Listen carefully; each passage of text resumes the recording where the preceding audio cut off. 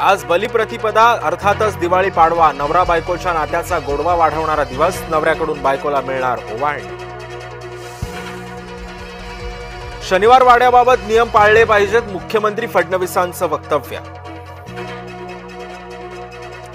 मवियामध्ये वाजले फटाके काँग्रेसमधून हर्षवर्धन सकपाळ गटाचा स्वबळाचा नारा कुठल्याच ठाकरेंच्या नेतृत्वामध्ये लढणार नाही भाई जगतापांचं थेट वक्तव्य।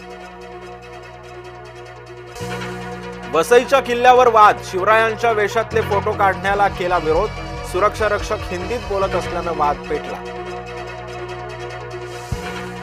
महाराष्ट्र ऑलिम्पिक संघटनेची 2 नोव्हेंबरला निवडणूक उपमुख्यमंत्री अजित पवारांविरोधात मुरलीधर मोहोळांनी थोपटले दंड।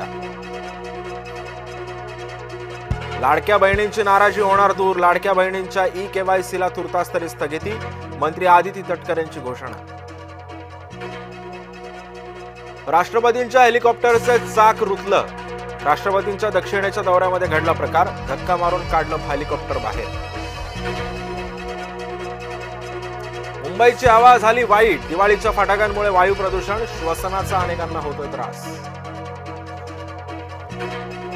बिहारमध्ये काँग्रेस आघाडीमध्ये वाद सुरूच राष्ट्रीय जनता दल आणि काँग्रेस दरम्यान 12 जागांचा वाद।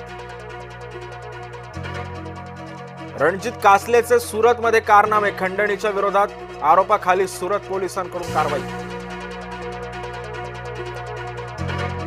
टीईटीची पात्रता परीक्षा 23 नोव्हेंबरला टीईटीसाठी 1 लाख शिक्षकांचेही अर्ज। किनारा सेतूच्या भुयारी मार्गामध्ये सध्या अपघात मंगळवारी रात्री झालेल्या अपघातानं वाहतूक मंदावली।